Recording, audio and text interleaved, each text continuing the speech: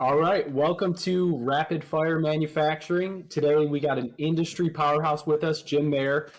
He's the founder of the Manufacturing Connector. He's also the host of the Manufacturing Culture podcast.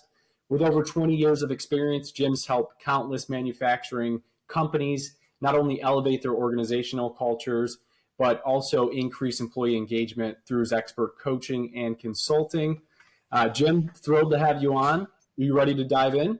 Yeah, absolutely. I do those intros all the time, man, and it's always wild when someone does one for me. So thank you very much. Yeah, absolutely. So, like I said in our conversation before, I'm just going to do one question and then we'll get it out to people. Let's rock and roll, man. This is awesome.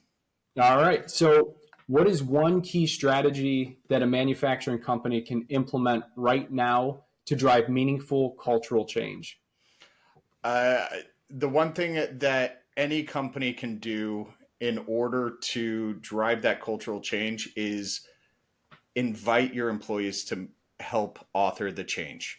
Uh, any change that needs to happen within your organization, and every leader out there knows exactly what needs to change, but a lot of them don't know how to enact that change.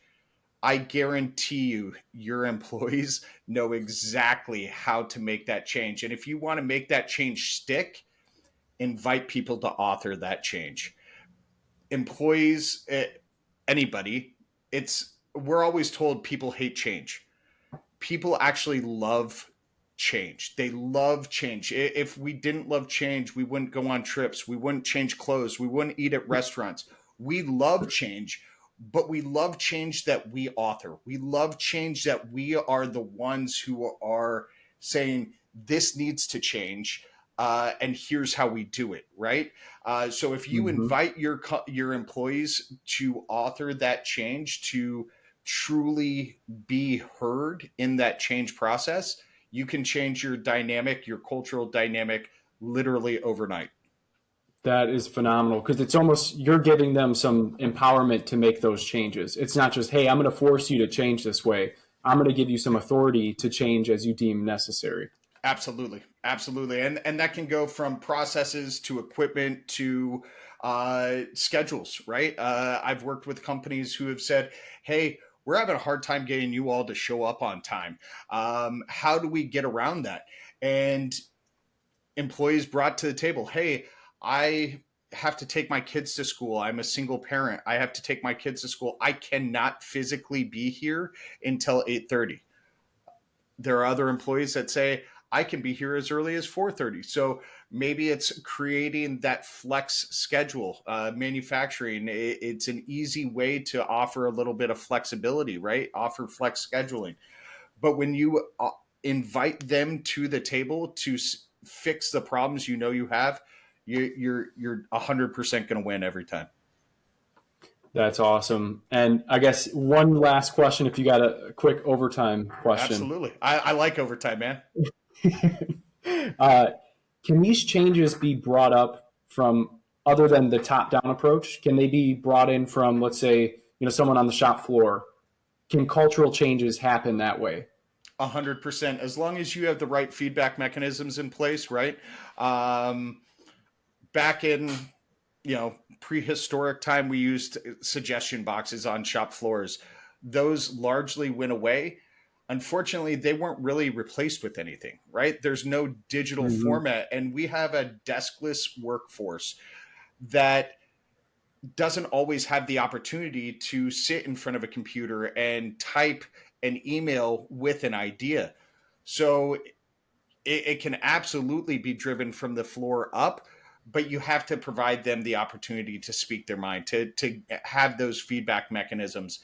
That can be, an online suggestion box, right? I know some Mm-hmm. companies, there's a tool out there called Teamforce AI. It's like an online suggestion box where it's a kiosk that goes on your shop floor.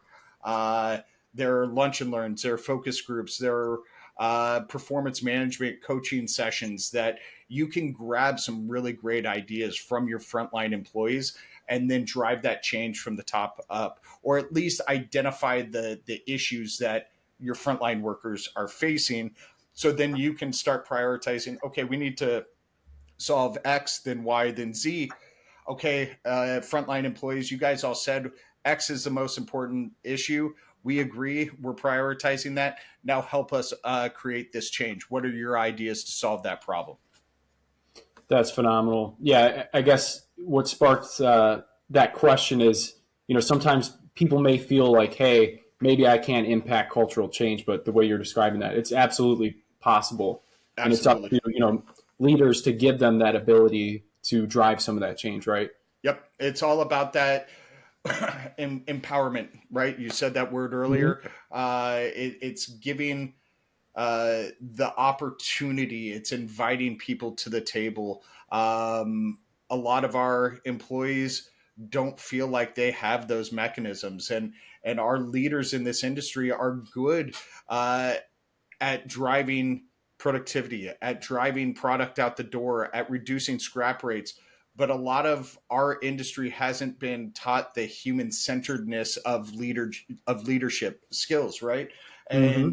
And so that's one thing that leaders across our industry, any industry really, we need to start focusing on is how do we look at our employees as humans and not as a productivity metric. Absolutely. That's incredibly important.